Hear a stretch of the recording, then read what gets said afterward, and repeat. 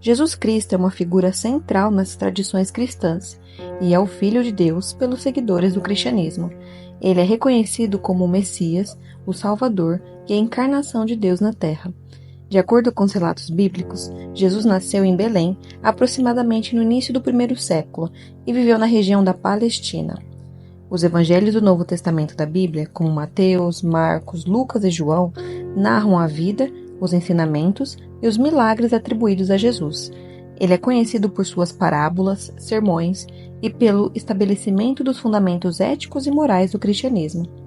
No entanto, existem diversos fatos interessantes sobre a vida de Jesus que podem passar despercebidos pelo público em geral.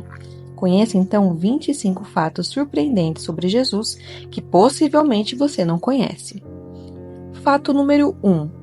O profeta Miqueias profetizou onde seria o local de nascimento do Messias. Miqueias é uma figura do Antigo Testamento. Ele é reconhecido como um dos 12 profetas menores, e seu livro, o livro de Miqueias, é parte do cânon profético. Uma passagem notável é em Miqueias 5:2, que é frequentemente citada em relação à profecia do nascimento de Jesus. Mas tu, Belém Efrata, embora sejas pequena entre os clãs de Judá, de ti virá para mim aquele que será governante sobre Israel, cujas origens são desde os tempos antigos, desde os dias da eternidade. Essa profecia é a indicação clara do nascimento do Messias, Jesus Cristo, e posteriormente no Evangelho de Mateus, há a confirmação desse local, já que foi narrado que uma virgem deu à luz a Jesus em Belém. Fato número 2. Não se sabe ao certo quantos magos visitaram Jesus. Nós costumamos pensar que foram 3 reis magos que visitaram Jesus quando o menino nasceu, pois a história tradicional nos relata dessa forma, já que ele recebera 3 presentes: ouro, incenso e mirra. No entanto, as Sagradas Escrituras não fazem de fato menção a quantas pessoas viajaram do Oriente até Belém para visitar Jesus. Usa-se apenas a palavra magos, no plural, para indicar que havia mais de um, mas o número exato não sabemos. Em Mateus capítulo 2 é dito que, depois que Jesus nasceu em Belém da Judéia, nos dias do rei Herodes, magos vindos do Oriente chegaram a Jerusalém. Depois de ouvirem o rei, eles seguiram seu caminho e a estrela que tinham visto no Oriente foi adiante deles, até que finalmente parou sobre o lugar onde estava o menino. Quando tornaram a ver a estrela, encheram-se de júbilo. Ao entrarem na casa, viram o menino com Maria, sua mãe, e prostrando-se, o adoraram. Então abriram seus tesouros e lhe deram presentes: ouro, incenso e mirra. Fato número 3. Apenas o livro de Lucas faz um breve relato da adolescência de Jesus. Muitos podem não estar cientes, mas a vida inicial de Jesus é envolta em mistério. Você sabia que há uma lacuna na narrativa da Bíblia sobre Jesus entre as idades de 12 e 30 anos? Apenas o livro de Lucas traz um breve relato de Jesus na idade aproximada dos 12 anos. Em Lucas, no capítulo 2, versículos 41 a 52, é dito que a família de Jesus ia a Jerusalém para a festa da Páscoa, como de costume.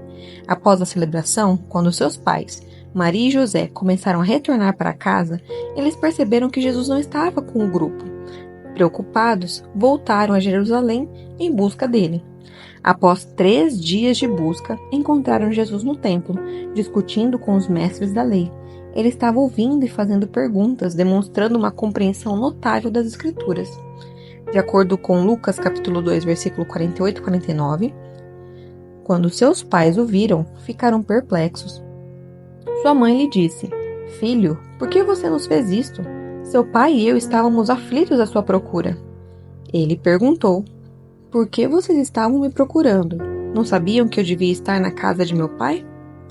O relato conclui dizendo que Jesus voltou para Nazaré com seus pais, sendo obediente a eles, e cresceu em sabedoria, estatura e graça diante de Deus e dos homens. Fato número 4. Jesus teve muitos meio-irmãos. Muitas pessoas poderiam pensar que Jesus foi o único filho de Maria, mas isso não é verdade. Nas Escrituras, é relatado que Jesus teve muitos irmãos e irmãs por parte de José e Maria.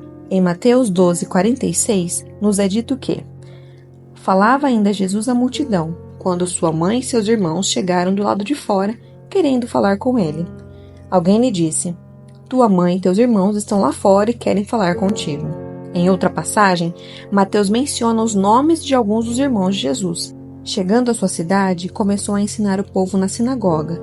Todos ficaram admirados e perguntavam: de onde lhe vem esta sabedoria e estes poderes milagrosos? Não é este o filho do carpinteiro? O nome de sua mãe não é Maria e não são seus irmãos Tiago, José, Simão e Judas? Não estão conosco todas as suas irmãs? De onde, pois, ele obteve todas essas coisas? E ficavam escandalizados por causa dele. Mas Jesus lhes disse: só em sua própria terra e em sua própria casa é que um profeta não tem honra. Fato número 5. Jesus era carpinteiro. Quem poderia imaginar que o Filho de Deus começou a sua jornada com um ofício tão humilde? Pois Jesus, por ter sido criado por um carpinteiro, provavelmente aprendera e se aplicara a tal ofício antes de iniciar o seu ministério. No Evangelho de Marcos é dito que as pessoas o conheciam como carpinteiro. Não é este o carpinteiro, filho de Maria e irmão de Tiago, José, Judas e Simão? Não estão aqui conosco com as suas irmãs? Ficavam escandalizados por causa dele. Fato número 6. Jesus nunca escreveu nenhum dos livros da Bíblia. Embora sua história de vida, nascimento, milagres, ensinamentos, mistérios e morte ocupem mais de 1/3 das páginas do Novo Testamento e que alguns livros do Antigo Testamento e o livro do Apocalipse façam referências claras a Jesus, Jesus nunca escrevera nenhum livro ou evangelho presente na Bíblia. Isso não quer dizer que Jesus não soubesse ler ou escrever, muito pelo contrário. No Novo Testamento, há várias referências de situações nas quais Jesus sabia ler e escrever. Certa vez, em uma sinagoga em Jerusalém, Jesus abriu o pergaminho do profeta Isaías e o leu. Em outra ocasião, quando uma mulher estava sendo acusada de adultério por uma multidão, Jesus é visto escrevendo algo no chão. O motivo pelo qual Jesus não deixara nenhum ensinamento escrito por ele mesmo para nós continuará sendo um mistério. Fato número 7. João era o discípulo mais próximo de Jesus.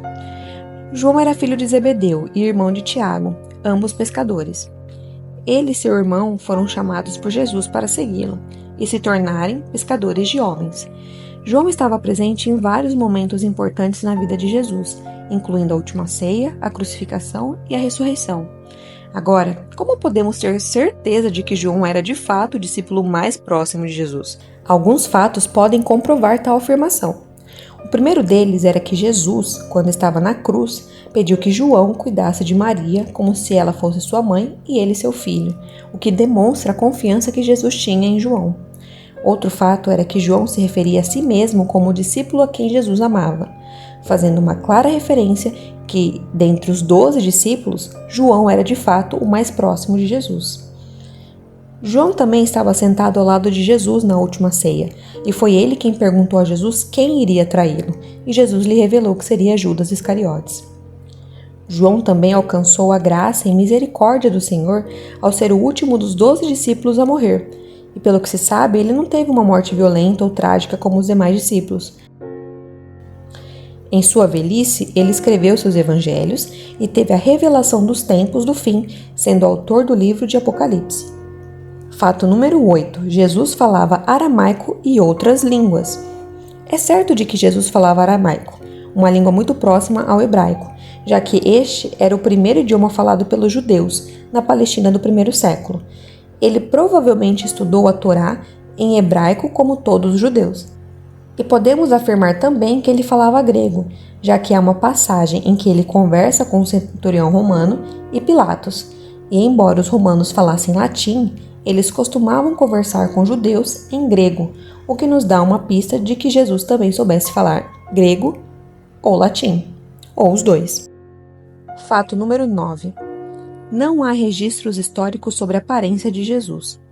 Embora os evangelhos de Mateus, Marcos, Lucas e João abordassem a vida e a morte de Jesus, com detalhes e até mesmo visões distintas e complementares, nenhum deles fora capaz de fazer uma descrição física de Jesus. A ideia de um homem de pele clara, cabelos lisos na altura dos ombros, olhos claros e barba é a imagem clássica que temos de Jesus Cristo, pois foi assim que as artes e o cinema decidiram representá-lo, mas isso não quer dizer que ele de fato fosse assim. Pelo contrário. O que se pode concluir com base nas Escrituras é que Jesus tinha uma aparência muito comum dos homens nascidos no Oriente Médio do primeiro século e que muito provavelmente não tinha olhos ou pele muito claras, ou algum atributo físico que o destacasse dos demais.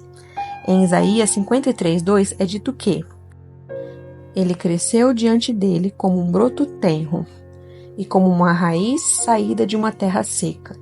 Ele não tinha qualquer beleza ou majestade que nos atraísse. Nada havia em sua aparência para que o desejássemos. Quando Judas traiu Jesus, ele disse que faria um sinal beijando o rosto de Jesus para indicar qual era o homem que deveriam prender, e assim ajudar as autoridades a reconhecer Jesus dentre os demais, o que indica mais uma vez que a aparência de Jesus devia ser muito comum e passar despercebida perto de outros homens. Outra prova da aparência comum de Jesus é a passagem no qual é relatado que no domingo de manhã, após a crucificação, Maria Madalena, ao não encontrar o corpo de Jesus dentro do sepulcro, o confundiu com um jardineiro, quando Jesus Cristo ressuscitado aparecera para ela. Uma coisa é certa, se fosse realmente importante sabermos qual era a aparência física de Jesus, com certeza pelo menos um dos discípulos de Jesus, que passara mais de 3 anos com ele, teriam feito tais descrições nas Escrituras. Como isso não foi feito, devemos concluir que o mais importante era aprender sobre a vida e os ensinamentos de Jesus do que sua aparência física.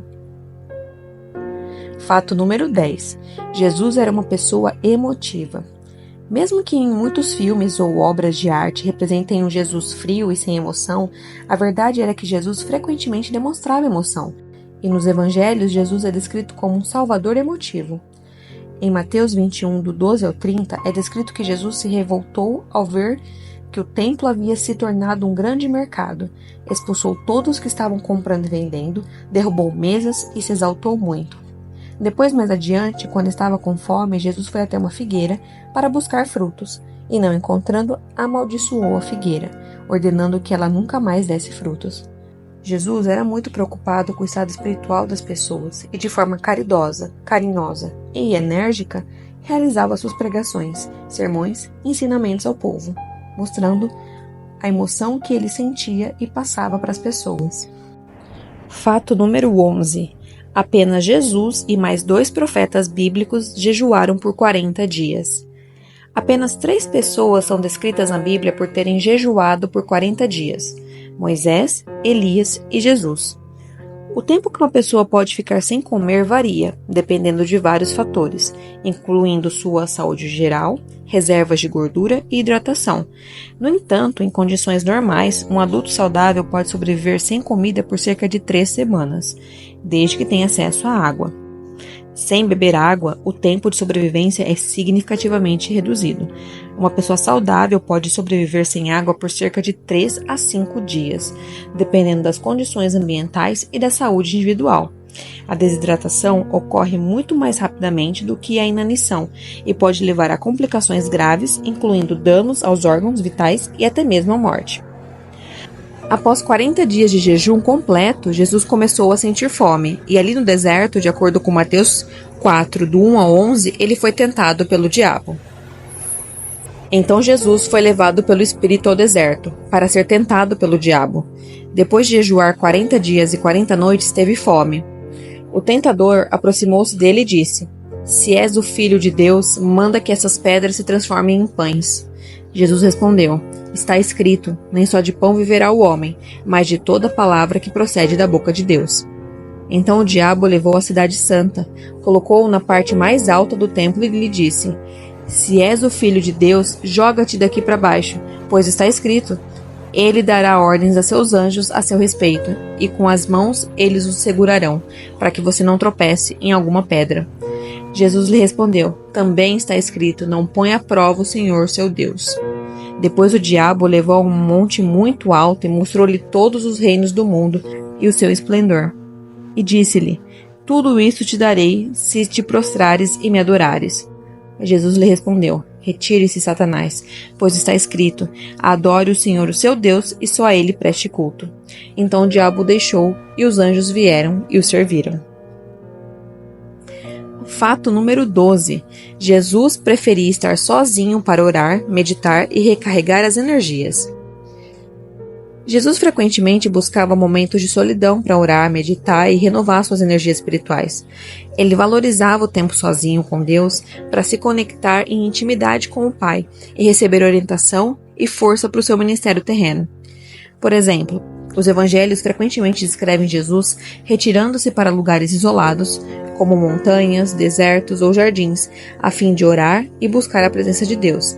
Ele ensinava a importância da oração e encorajava seus discípulos a fazerem o mesmo, muitas vezes ensinando-lhes modelos de oração como o Pai Nosso. Esses momentos de solidão e oração eram essenciais para Jesus manter sua conexão espiritual e enfrentar os desafios e provações do seu ministério. Assim, podemos dizer que ele valorizava a solitude como uma forma de recarregar suas energias espirituais e se preparar para cumprir a sua missão na Terra. Fato número 13. O primeiro milagre de Jesus foi em Canaã. De acordo com os relatos bíblicos, o primeiro milagre de Jesus ocorreu em Canaã, da Galileia, uma cidade localizada na região norte de Israel. Esse milagre é conhecido como a transformação da água em vinho e é descrito no Evangelho de João, capítulo 2, versículos de 1 a 11. Nesse relato, Jesus e seus discípulos foram convidados para um casamento em Canaã. Durante a festa, eles perceberam que o vinho havia acabado, o que poderia ser considerado uma vergonha para os noivos. A pedido de sua mãe, Maria, Jesus realizou o milagre, transformando a água em vinho de alta qualidade, surpreendendo os anfitriões e demonstrando seu poder divino. Este milagre marca o início do ministério público de Jesus e revela sua capacidade de realizar obras sobrenaturais. Ele também simboliza a abundância da graça e a renovação espiritual que Jesus traz para aqueles que creem nele. Fato número 14. Jesus ressuscitou dos mortos 3 pessoas. É difícil imaginar um milagre mais espetacular do que ressuscitar dos mortos, e Cristo fez isso em 3 ocasiões diferentes, com 3 pessoas diferentes. A primeira delas foi o filho da viúva de Naim, que é descrito em Lucas 7, do 11 ao 17. Jesus encontrou uma multidão que acompanhava o enterro do filho único de uma viúva. Com compaixão, Jesus se aproximou do caixão, tocou e disse: "Jovem, eu te digo, levanta-te." O jovem morto então se levantou e começou a falar, e Jesus o entregou à sua mãe. A filha de Jairo. Está em Marcos 5, 35 a 43 e Lucas 8, 49 a 56. Jesus foi chamado à casa de Jairo, um líder religioso, para curar sua filha, que estava à beira da morte. Antes que Jesus chegasse, a menina morreu. No entanto, Jesus entrou na casa, tomou-a pela mão e disse: "Talita cumi", que significa: "Menina, eu te ordeno, levanta-te." A menina então ressuscitou dos mortos. A ressurreição de Lázaro. Talvez a ressurreição de Lázaro seja até mesmo a mais surpreendente entre os 3 milagres, já que Lázaro já estava morto e sepultado há 4 dias. Lázaro era amigo de Jesus, irmão de Marta e Maria.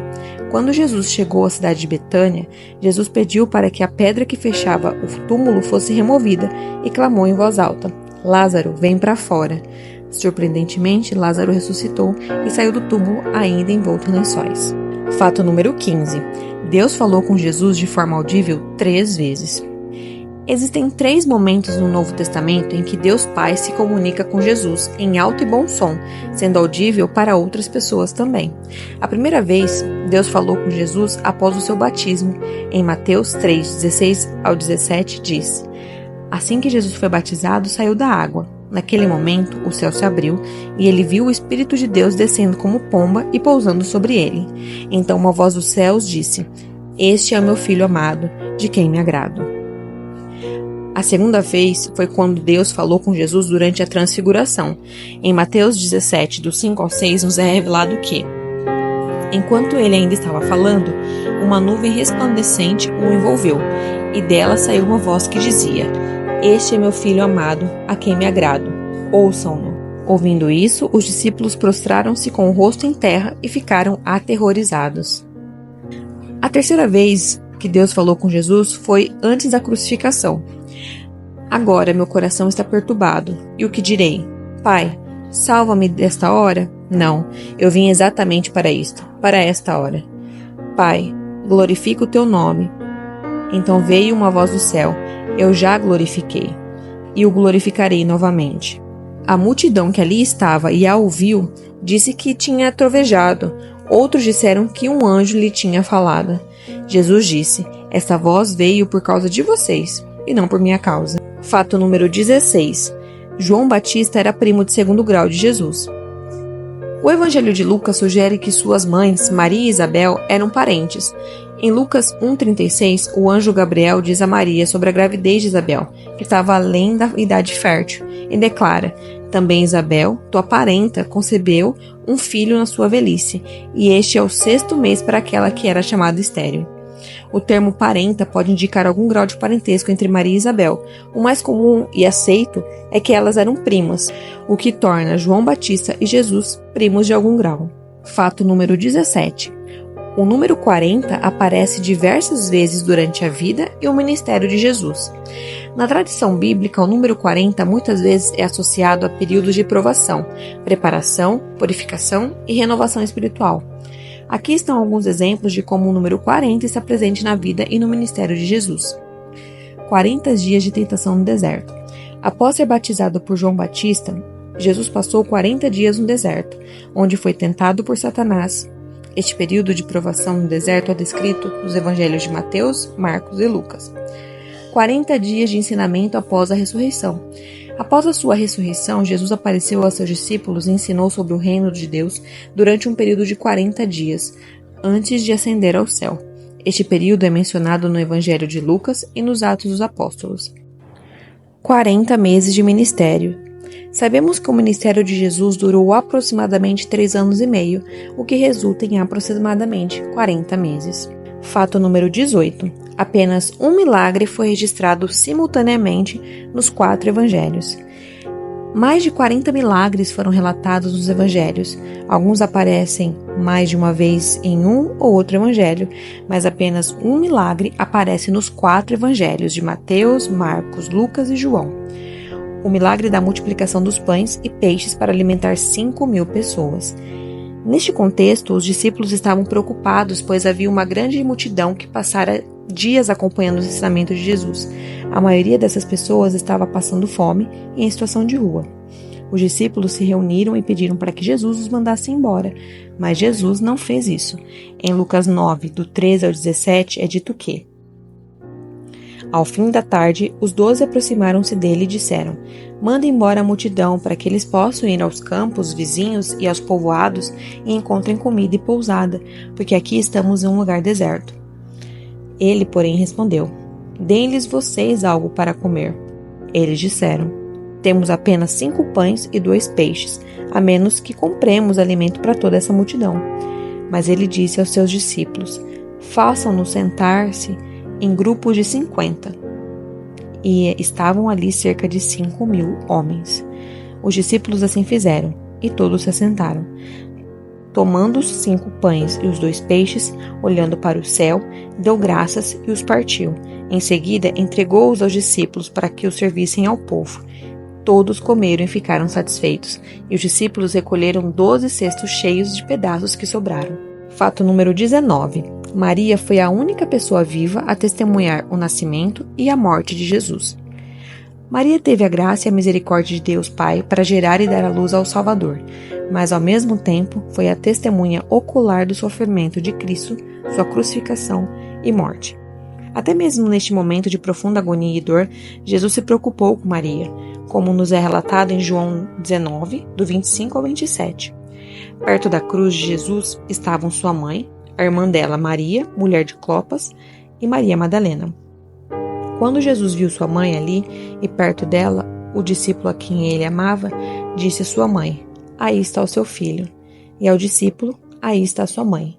Daquela hora em diante, o discípulo a recebeu em sua família. Fato número 20. Jesus pode ter parentes consanguíneos nos dias atuais. Embora Jesus não tenha deixado descendência biológica direta na Terra, já que não teve filhos, é possível que Jesus tenha parentes consanguíneos nos dias atuais.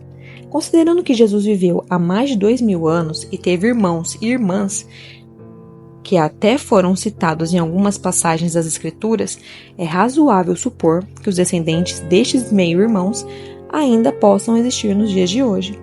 No entanto, qualquer afirmação específica sobre a identidade ou linhagem de possíveis parentes consanguíneos de Jesus nos dias atuais seria puramente especulativa, pois não há evidências históricas ou genealógicas definitivas que possam ser usadas para identificá-los com certeza. Fato número 21. A crucificação de Jesus foi um método de execução romano reservado apenas para criminosos e escravos rebeldes. Os romanos mantinham seu poder à base de violência e intimidação. Eles podiam bater, açoitar e até matar como forma de intimidar a população em geral.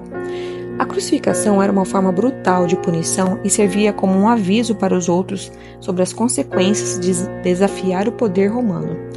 A crucificação envolvia pregar ou amarrar a vítima a uma cruz de madeira e deixá-la para morrer de asfixia, exposição ao sol, sede e outras formas de tortura. Embora fosse principalmente usada para criminosos, também poderia ser aplicada a outros considerados inimigos do Estado ou que representassem uma ameaça ao governo romano. No caso de Jesus, ele foi condenado à crucificação pelas autoridades romanas, juntamente com o consentimento do governador romano Pôncio Pilatos, depois de ser acusado de sedição e blasfêmia pelos líderes religiosos judeus. A tradição afirma que Pedro também foi crucificado, mas ao contrário de Jesus, Pedro foi crucificado de cabeça para baixo e a seu próprio pedido, pois ele considerava-se indigno de ser crucificado da mesma maneira que Jesus. Essa crucificação teria ocorrido durante o reinado do imperador romano Nero, por volta do ano 64, em Roma. Fato número 22. Jesus estava desfigurado quando foi crucificado. A aparência de Jesus na cruz foi tão impressionante que assustou as pessoas que ali estavam. Esqueça todas as versões de Jesus crucificado que você já viu em filmes, pinturas ou gravuras. A versão real do que aconteceu com Jesus e o seu martírio foram de longe a maior expressão da crueldade humana jamais vista, tanto que ele ficou completamente desfigurado quando o colocaram na cruz. Como sabemos disso? O profeta Isaías mais uma vez profetizou como seria a aparência de Cristo após o seu flagelo. Assim como houve muitos que ficaram pasmados diante dele, sua aparência estava tão desfigurada que ele se tornou irreconhecível como homem, não parecia um ser humano. Essas palavras traduzem como Cristo sofreu e foi martirizado, a ponto de ficar desfigurado e não ser reconhecível como homem. Em Mateus 26:67 diz: Então alguns lhe cuspiam no rosto e lhe deram murros, outros lhe davam tapas. Ainda em Mateus 27:30 relata que cuspiram nele e, tirando-lhe a vara, batiam-lhe com ela na cabeça. Em João 9, do 1 ao 3 diz: Então Pilatos mandou açoitar Jesus. Os soldados teceram uma coroa de espinho e a puseram na cabeça dele. Vestiram-no com uma capa de púrpura e, chegando-se a ele, diziam: Salve, Rei dos Judeus! E batiam-lhe no rosto. Diante de tamanha e indescritível violência e crueldade, seria impossível que Jesus não tivesse realmente ficado com o rosto e o corpo completamente desfigurado. Fato número 23. O túmulo de Jesus era fortemente protegido. De acordo com os relatos bíblicos, o túmulo de Jesus foi fortemente protegido pelos líderes religiosos judeus e pelas autoridades romanas após a crucificação de Jesus. Após a morte de Jesus na cruz, José de Arimateia, um membro do Sinédrio que era discípulo de Jesus, obteve permissão de Pilatos para remover o corpo de Jesus da cruz e colocá-lo em seu próprio túmulo novo. Os líderes religiosos judeus, preocupados com a possibilidade de os discípulos de Jesus roubarem o corpo e afirmarem uma ressurreição, pediram a Pilatos que garantissem a segurança do túmulo. Pilatos atendeu ao pedido e autorizou que soldados romanos fossem destacados para vigiar o túmulo de Jesus. Além disso, eles colocaram uma grande pedra na entrada do túmulo para impedir o acesso. Apesar dessas medidas de segurança, de acordo com a narrativa bíblica, o túmulo acabou ficando vazio no terceiro dia após a crucificação de Jesus, o que comprova a sua ressurreição. Fato número 24.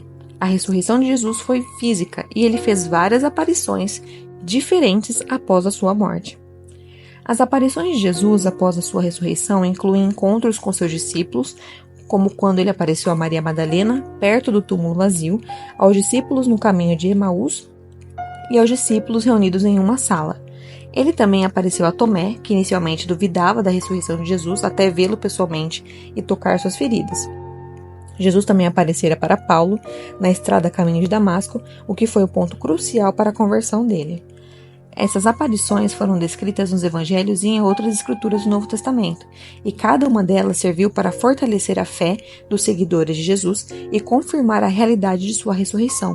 Embora o número exato de aparições possa variar dependendo da interpretação dos relatos bíblicos, o fato central é de que Jesus ressuscitou fisicamente dos mortos e apareceu a seus seguidores após a sua morte. Fato número 25. O último livro da Bíblia e o último versículo referem-se a Jesus. O último livro da Bíblia, o Apocalipse, e o último versículo fazem referência a Jesus. O Apocalipse, também conhecido como o livro da Revelação, é atribuído a João, um dos discípulos de Jesus. O último versículo do Apocalipse é Apocalipse 22, 21, que diz: "A graça do Senhor Jesus seja com todos. Amém." Esse versículo encerra o livro do Apocalipse e é uma expressão de bênção e desejo de graça por meio de Jesus Cristo para todos aqueles que leem e ouvem as palavras do livro. Assim, o último versículo da Bíblia faz referência direta a Jesus.